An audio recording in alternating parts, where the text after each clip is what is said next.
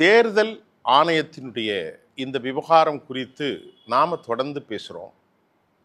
இந்த செய்தியில் நாம் இன்றைக்கு பேச போகிற மிக முக்கியமான செய்தி என்னென்னா, இதுவரை இவிஎம் எலக்ட்ரானிக்ஸ் வாட் மிஷின் இதன் மூலம்தான் இந்தியாவில் டேம்பரிங் செய்யப்படும்.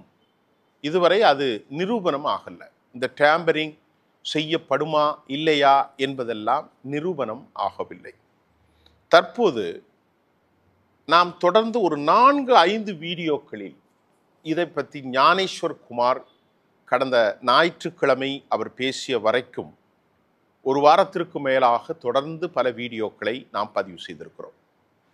இந்த வீடியோக்களை நாம் பார்க்கின்ற போது நிச்சயமாக அதிகார வர்க்கம் பாரதிய ஜனதா தலைமையின் மீது வைக்கப்படுகிற குற்றச்சாட்டு இது ஒன்றுமில்லை. இந்த குற்றச்சாட்டு தேர்தல் கமிஷன் மீது தான் வைக்கப்படுகிறது. அப்போ தேர்தல் கமிஷன் மீது வைக்கப்படுகிற இந்த குற்றச்சாட்டில் பாஜகவின் தலைவர்கள் தேர்தல் கமிஷனுடைய ரெப்ரசன்டேட்டிவாக ஸ்போக்ஸ் பர்சனாக ஏன் மாற வேண்டும்? இது முதலாவது கேள்வி. ரவிசங்கர் பிரசாத், கிரண் ரிஜிஜு மற்றும் பலர் மத்திய அமைச்சர்கள், மூத்த ஆளுமைகள் திரு ராகுல் காந்தி கடுமையாக விமர்சிக்கிறார்கள். வெளிநாட்டு தேசவிரோத சக்திகளோடு அவர்கள் கைகோர்த்திருப்பதாகவும் கூட அவர்கள் சொல்லிக் கொள்கிறார்கள். இங்கே தான் உண்மையிலேயே பல கேள்விகளும் எழுகிறது. பாரதிய ஜனதா என்பது ஒரு அரசியல் கட்சி, அவர்களுக்கு இதில் சம்பந்தம் இல்லை. ஞானேஸ்வர் குமார் ஒரு அட்டானமஸ் பாடியினுடைய ஒரு தலைவர். ஆனால் ராகுல் காந்தியினுடைய இந்த குற்றச்சாட்டை கண்டு பாஜக பதைக்க வேண்டிய தேவையே இல்லையே. அப்படி என்றால் பொது ஊடகத்தில் ஏற்படுகிற ஒரு கேள்வி, இது ஒரு கூட்டுச்சதியா என்ற கேள்வியை பொதுமக்களும் பத்திரிகையாளர்களும் எழுப்புகிறார்கள். கர்நாடகத்தில் அதே மாதிரி ஒரே ஒரு தொகுதியில் 1,250,000 வாக்குகள் சம்பந்தம் இல்லாமல் இருந்ததை நாம் பார்த்தோம். திரு ராகுல் காந்தி 16 தொகுதிகளில் வெற்றி பெறுவதை 9 வெற்றி பெற முடிந்தது. மகாராஷ்டிராவில் 1 கோடி வாக்கு, அதே போன்று ஒரிசாவில் பதிவான வாக்குகளை விட 12% அதிகமாக காட்டியது. அதற்கு பின்பு மாலை 5 மணியிலிருந்து 6 மணி வரை அதிக விழுக்காடு போராகி இருந்தது. டிஜிட்டல் விஷயத்தை காட்ட மறுப்பு, வீடியோ பதிவை காட்ட மறுப்பு, ரைட் இன்ஃபர்மேஷன் ஆக்டில் விடயங்களை கசிய விட மறுப்பு, கேள்விகளுக்கு பதில் இல்லை, நீங்கள் தேச துரோகிகள், இப்படி பேசுவது ஏற்புடையது அல்ல. கனடா, கலிஸ்தான், அமெரிக்கா, யூரோப் நாடுகள், இன்னும் இடதுசாரிகள், நக்சலோடு தொடர்பு கொண்டவர்கள்தான் இவர்கள் என்று கேட்ட கேள்விக்கு பதில் சொல்லாமல் தத்தளிப்பதும் மடைமாற்றம் செய்வதும் நிச்சயமாக ஏற்புடையதல்ல. உண்மையில் மாதேஸ்வர் பூராவில் இதை தாண்டி கர்நாடகாவில் பல தொகுதிகளில் 500 ஓட்டுகள், ஒரு சின்ன 200 ஸ்கொயர் ஃபீட் சதுர அடி, 300 சதுர அடியில் 48லிருந்து 80 ஓட்டுகள், மகாராஷ்டிராவில் ஒரு இடத்துல ஒரு பாருக்கு மேலே, ஒரு சாராய கடைக்கு மேல் இருக்கிற ஒரு அலுவலகத்தில் அதே அட்ரஸில் 500க்கும் மேற்பட்ட கள்ள வாக்குகள், ஏராளமாக பிளாட்ஃபார்மில் 0 போட்டு அடையாள அட்டைகள், வாக்காளர்கள் அட்டைகள், இதையெல்லாம் நாம் பார்த்தோம். இப்போ நேற்று பீகாரில் ஒரு தொகுதியில் ஸ்டிங் ஆபரேஷன் நடந்தது. அந்த தொகுதியின் பெயர் ஆமர். இந்த ஆமர் தொகுதியில் 45,000த்திற்கு மேற்பட்ட வாக்காளர்கள் உயிரோடு இருந்தும் உறவுகளோடு வாழ்ந்தும் அவர்கள் நீக்கப்பட்டிருக்கிறார்கள் என்ற தகவல் நமக்கு கிடைத்திருக்கிறது. அதனுடைய வீடியோ பதிவையும் நம்மிடத்தில் இருக்கிறது. பீகாரில் ஆமர் தொகுதியில் 45,000 வாக்காளர்கள் நீக்கப்பட்டதை விட மிகப்பெரிய அநியாயம். இது ஒரு சட்டமன்ற தொகுதியில் தான் நான் சொல்கிறேன், நாடாளுமன்ற தொகுதி அல்ல. தேர்தல் ஆணையம் இந்த ஆமன் தொகுதியில், அதாவது கிஷன்கஞ்ச் என்று சொல்லப்படுகிறது, ஆர்மர் அல்லது ஆமன், இந்த கிஷன்கஞ்சி தொகுதியில் இந்த கான்ஸ்டிடியூவன்சியில் தான் 45,000த்திற்கு மேற்பட்ட வாக்காளர்கள் நீக்கியிருப்பதாகவும் சொல்லப்படுகிறது.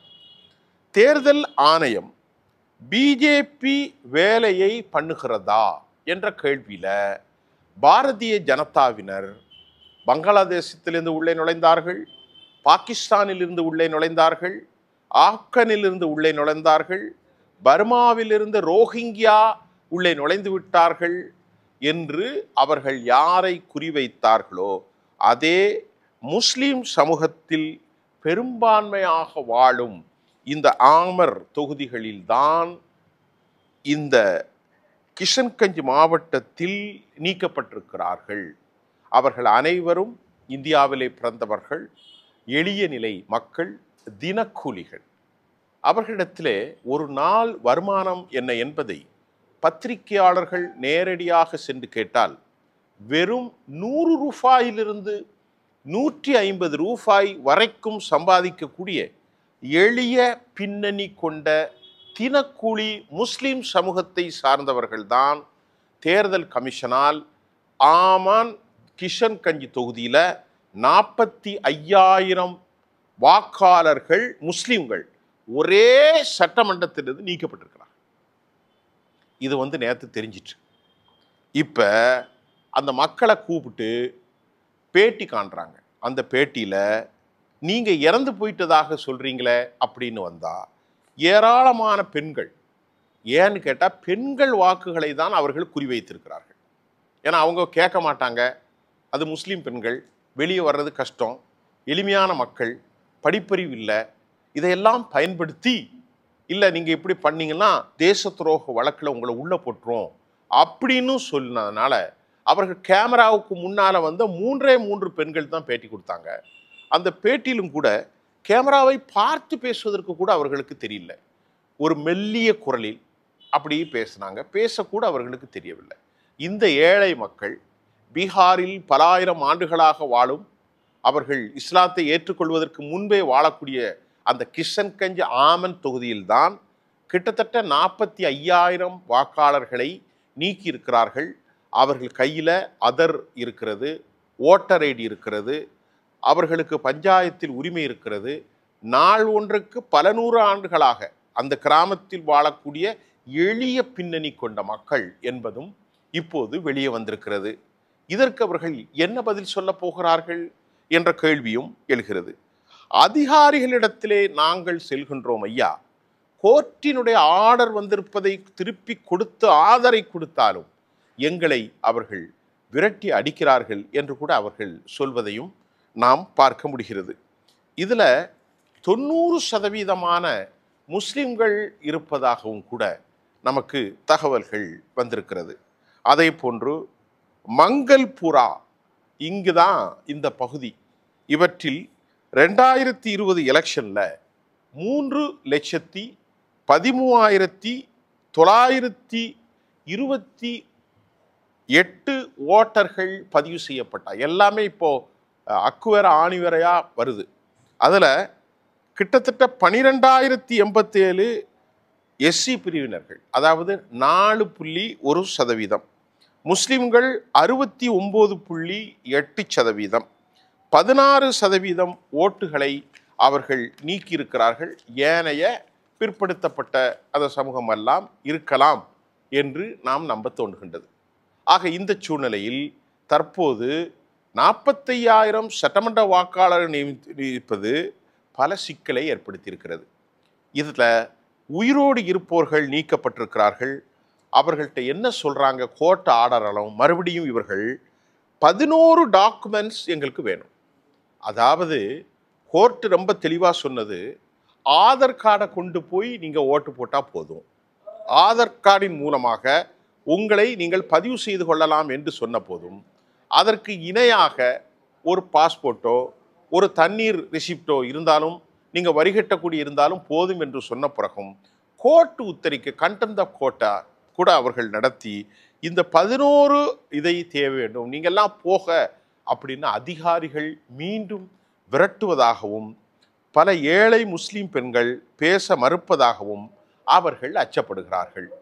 இந்த நிலையில ஒரு புரளியை கிளப்பியிருக்கிறார்கள். வாக்கு நீங்க போடணும்னு நினைச்சா ரேஷன் கடைகளில் உங்களுக்கு எல்லாம் கட்டாயிரும். அந்த ஏழைகளுக்கு மாதம் 5 கிலோ அரிசியோ அல்லது கோதுமையோ ஏதோ கிடைக்குது, அது கட்டாயிரும்னு நினைத்து அவர்கள் வெளியே வரவில்லை என்பதையும், அந்த ஆபரேஷன் மூலமாக, ஸ்டிங் ஆபரேஷன் மூலமாக அது இல்லாமல் போனால் தாங்கள் பட்டினியாக ஆக்கிவிடுவோம், 150 ரூபாயை வைத்து என்ன செய்ய முடியும் என்ற நிலையும் சொல்லப்படுகிறது. இதுக்கு இடையில இந்த ஸ்பெஷல் இன்டென்சிவ் ரிவிஷன் என்று சொல்லக்கூடிய சர்ரின் மூலமாக இதுல பெரிய கொடூரம் என்னன்னா, 2 வருஷத்துக்கு முன்னாடியே இந்த ஷர்ரை நடத்தியிருக்கணும், அல்லது 1 வருஷத்துக்கு முன்னாடியே நடத்தியிருக்கணும். 2 மாதம் 3 மாசத்துக்கு முன்பு, இன்னைக்கு செப்டம்பர், நவம்பர், டிசம்பர், எப்படி சாத்தியப்படும்? உண்மையிலேயே தோழர்களே, இது இன்னும் 2 மாதம், செப்டம்பர் முழுமையாக, June, July, August, September, October, November, October வரைக்கும் அவர்களுக்கு அனுமதி கொடுக்கணும். அல்லது செப்டம்பர் முழுமையாக கொடுத்தால் மட்டும்தான் எல்லோரும் சரி செய்ய முடியும். இதை தேர்தல் கமிஷன் சொல்லுதோ இல்லையோ, கோர்ட் அதற்கு வழிகாட்ட வேண்டும். கிட்டத்தட்ட அதிகபட்சமாக 40-50 சொல்றாங்க நீக்கப்பட்டிருக்கிறார்கள். பெண்கள் இதில் ரொம்ப இதாக இருக்கிறாங்க. 19 தொகுதிகளில் திருமணமான பெண்கள் முழுமையாக நீக்கப்பட்டார்கள். இந்த திருமணமான பெண்கள் கணவர் வீட்டுக்கு போயிட்டாங்க, அங்கே போயிட்டாங்கன்னு சொல்லி 19 தொகுதிகளில் 243ல் 19 தொகுதிகளில் முழுமையாக நீக்கப்பட்டார்கள். இந்த ஆர்டி, அதாவது எஸ்ஆர் சட்டத்தில் இனி உள்ள போனால் என்னென்னலாம் நடக்க போதோ தெரியவில்லை. இது ஒரே ஒரு தொகுதிக்கு மட்டும் நான் சொல்லியிருக்கிறேன். இந்த ஒரே ஒரு தொகுதியில் மட்டும் 45,000 வாக்காளர்களை நீக்கியிருக்கிறார்கள் என்றால், இன்னும் 242 தொகுதிகளில் எவ்வளவு பேரை நீக்கியிருப்பாங்க, எவ்வளவு பேர் வாக்குகள் இல்லாமல் ஆக்கப்பட்டிருக்கும் என்பதை புரிந்து கொள்ளுங்கள். இன்னும் அடுத்த செய்திகளோடு, அடுத்தடுத்த செய்தி எங்களுக்கு வர்றதெல்லாம் அப்படியே உங்களுக்கு தர்றோம். இது அரசியல் கட்சிக்கு ஆதரவு இல்லை, இதெல்லாம் ஏன் அவங்க வாக்காளர்களை நீக்கினாங்க என்பது காலத்தின் பதிலாக இருக்கும்.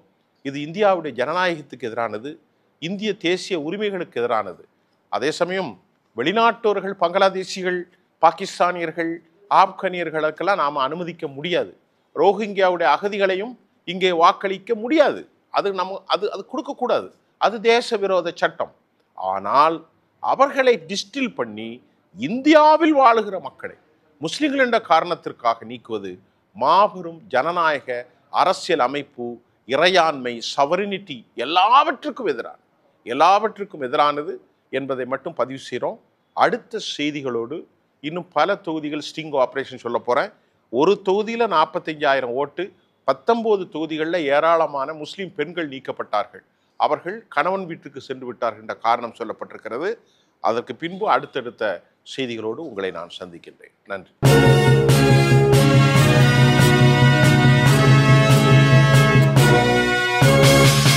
உடனுக்குடன் அப்டேட் தெரிந்து கொள்ள ஜெம் டிவி தமிழ் ஆப்பை இன்ஸ்டால் செய்யவும்.